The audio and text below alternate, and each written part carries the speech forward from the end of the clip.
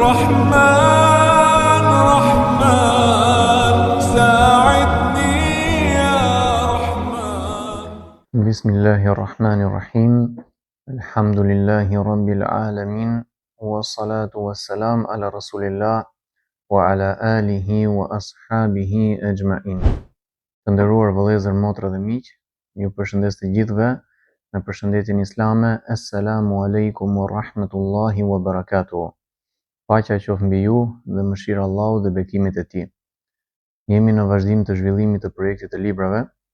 Jemi në vazhdim të zhvillimit të playlistës mbi intervistat bashkëkohore dhe jemi te pjesa e fundit prej mini serisë që trajtojnë intervistat e analistit Dr. Andreas Krieg. Pa humbur kohë, vazhdojmë me pikën e parë për sot, e cila thotë: intervistuesja e emisionit në YouTube Middle East Eye Live, pra syri i lindjes së mesme transmetim direkt, prezanton të ftuarin e saj të ditës, Dr. Andreas Krieg, për të diskutuar rreth temës me titull The Real Reason the UAE Left OPEC. Pra arsyeja e vërtet se Emiratet e Bashkuara Arabe u larguan nga OPEC.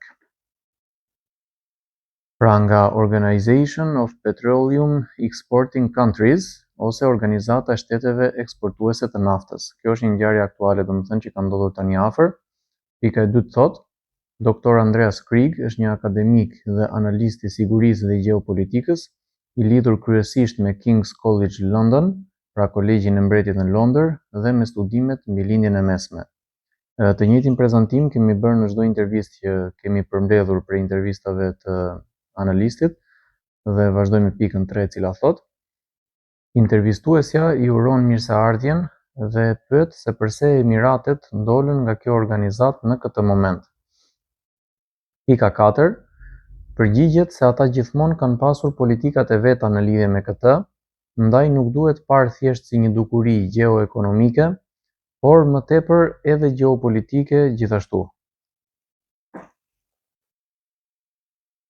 Pika 5, ata po rishikojnë pozicionet e tyre dhe marrëdhëniet edhe me organizata të tjera ku bëjnë pjesë në përgjithësi, ndaj ky ishte thjesht hapi i parë.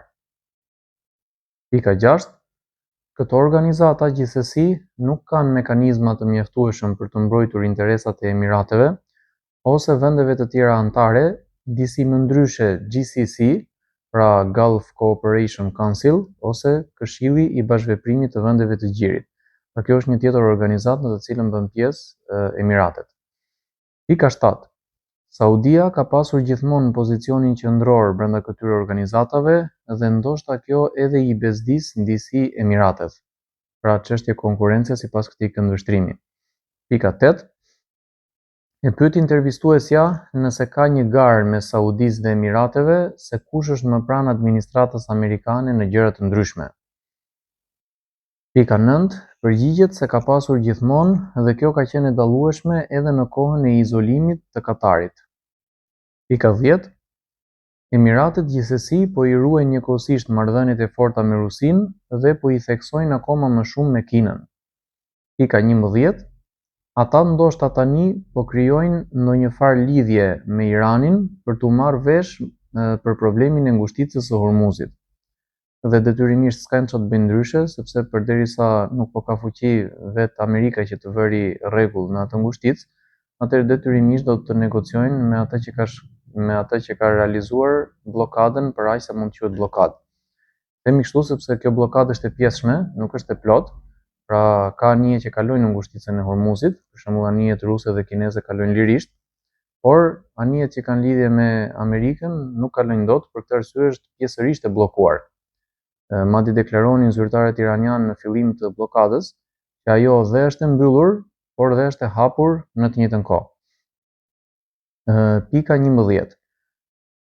Pika 12. Ata i dhanë Amerikës 3.6 triliard dollar investime, së bashku me Katarin dhe Arabinë Saudite, por Trump është i tillë që lekët u amerr dhe nuk u jep domosdoshmërisht në këmbim atë që ata presin të marrin. Pika 13. Mundet që ngushtica të ngelet e mbyllur plotësisht ose pjesërisht deri në një nivel të palakmueshëm, ose mundet që të mirëkuptohen me Iranin drejt për drejt. Pika 14. Emiratet kanë nevojë për qëndrueshmëri për t'u zhvilluar, veçanërisht Dubai, ndoshta jo aq shumë sa Abu Dhabi, ndoshta jo aq shumë Abu Dhabi, por ata e shikojnë ekonominë si më të rëndësishme dhe piknisje edhe para politikës dhe ndikimit. Pra mendojnë që mund të realizojnë çdo gjë nëpërmjet lekut, ashtu siç është edhe filozofia e vjetër e xifutëve që në kohën kur kanë filluar të ngrihen. Pra në kohën kur familja Rothschild themeloi sektin e të ashtu quajturve mendje ndritur që në i thërrasi mendje errët. Pika 15. E pyet intervistuesja për aleancat e mundshme të cilat duket sikur po formohen në rajon dhe më gjerë. Pika 16. Përgjigjet se padyshim që po formohen, nga njëra anë Amerika, Izraeli, Emiratet dhe ndoshta India, nga ana tjetër Turqia, Egjipti, Saudia, Pakistani. Kjo intervistë është mbajtur përpara marrëveshjes së Mekës së nënshkruar në 7 gusht të vitit 2026, ndërkohë ne sot jemi në datën 15 apo 16 gusht të vitit 2026, që do të thotë që kjo lidhja midis Turqisë, Saudisë dhe Pakistanit është konkretizuar akoma më shumë në momentin që ne po flasim. Megjithatë, ne po e përmbledhim me pika intervistën e doktor Andreas Krieg, ashtu siç e ka formuluar ai domethënë gjatë emisionit. Ndërkaq do t'i dedikojmë inshallah një përmbledhje të posaçme, një interviste në një emision sirian nëse s'gabohem, të vllait ton Hamza Tekin në lidhje me çështjen e marrëveshjes së Mekës. Dhe ky është një nga lajmet më të mëdha që ka ndodhur domethënë në ditët e fundit dhe normalisht nuk mund ta lëm pa trajtuar. Kemi pasur një rrjedhë logjike të radhitjes së intervistave të përmbledhura te playlista mbi intervistat bashkëkohore, por do të detyrohemi ta fusim në mes jashtë radhe një përmbledhje të tillë për arsye të rëndësisë së madhe që ajo ka për rajonin edhe më gjerë, për mendimin tim për botën. Më pas pika 17. Emiratet, në vend që t'i pakësojnë marrëdhëniet e tyre me Izraelin, po i forcojnë ato akoma më shumë dhe personalisht mendoj që është momenti më i gabuar që ta bësh këtë. Dhe gjithë bota mendon që ky është momenti më i gabuar për ta bërë këtë përveç Emirateve. Pika 18. Pra përveç politikës e Emirateve që t'jemi më të saktë, sepse brenda popullsisë së Emirateve mund të ketë kundërshtime pafund në lidhje me këtë lloj qëndrimesh. Pika 18. Do të ishte shumë më mirë për ta që të lidhnin marrëdhënie të forta me komshinjt që qëndrojnë ngjitur tyre në kufi, me të cilët ndajnë të njëjtën fe, të njëjtën gjenealogji, të njëjtën gjeografi etj. Pika 19. Ndërkohë Saudia dhe Emiratet do ta kenë sebeb përçarje çështjen e akordeve abrahamike. Pika 20. Në përplasjen me Iranin, mendoj gjithashtu që Pakistani se ka aftësinë e duhur diplomatike për të gjetur një zgjidhje për konfliktin dhe ndoshta kjo do t'i kthehet sërish vendeve të gjirit. Pika 21.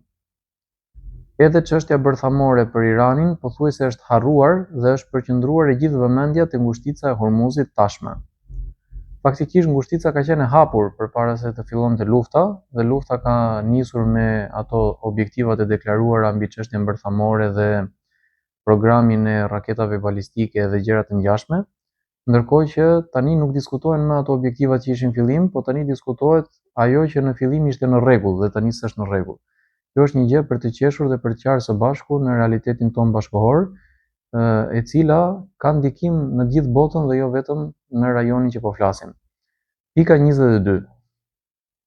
E pyet intervistuesja për të ardhmen e mundshme të konfliktit dhe rajonit. Pika 23. Përgjigjet se ngacmuesi më i madh në rajon nuk është Irani, por Izraeli, dhe për këtë nuk mund të bjerin dot në kundërshtim asnjëri logjikshëm. Pika 24.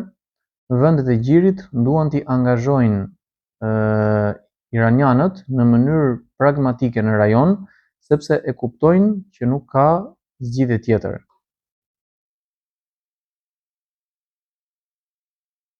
Pika 25. Katari dhe Omani veçanërisht po bashkëpunojnë për të zgjidhur problemin, ndërsa Kuvaiti dhe Bahreini mund të themi që janë disi më pak të përfillshëm në ndikim mbi këtë problem. Pika 26. Të gjithë këta faktorë na bëjnë të kuptojmë se sa e ngatëruar është çështja për rajonin dhe nuk është çudi atëherë që GCC nuk mban dot një qëndrim përfundimtar të përbashkët. Pika 27 e falenderon për intervistën dhe e mbyllin emisionin.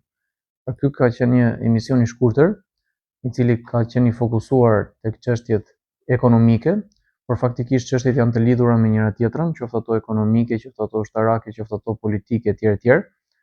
Jo vetëm për rajonin, por dhe më gjerë tashmë në këtë fshat global që është kthyer bota në të cilën ne jetojmë. Por se ajo që është më rëndësi për t'u nxjerrë si mesazh prej kësaj interviste është që gjërat janë duke ndryshuar.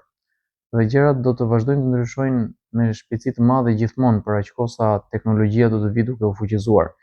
Sepse kjo do të thotë që mjetet e njerëzve që mund të kenë mendime të ndryshme në çështje të ndryshme bëhen gjithmonë e më me ndikim për t'u arritur disa objektiva ose për t'u përpjekur për t'u arritur disa objektiva. Pra, është diçka e natyrshme për botën mbas revolucioneve industriale që të jetë në ndryshim të vazhdueshëm. Ajo që ne dëshirojmë është që ndryshimet të jenë për mirë dhe jo për keq, dhe kemi një farë shpresë që për rajonin që po flasim, por edhe më gjerë do të ketë ndryshime për mirë, ashtu siç e dimë që këto ndryshime nuk do të jenë të lehta. Lutim Allahun që ta përmirësojë botën islame në tërësi dhe ta përmirësojë edhe vendin tonë specifikisht. Lutim Allahun që të na ruajë nga rreziku ekzistencial në të cilin ndodhemi dhe t'i përmirësojë gjërat me një përmirësim që s'do të ketë më përkeqësi mbas tij. I kujtojmë shikuesit të na ndihmojnë me nga një subscribe, like edhe share dhe i përshëndesim të gjithë. Subhanakallahumma wa bihamdik wa ashhadu an la ilaha illa anta wa astaghfiruka wa atubu ilayk. رحمن ساعد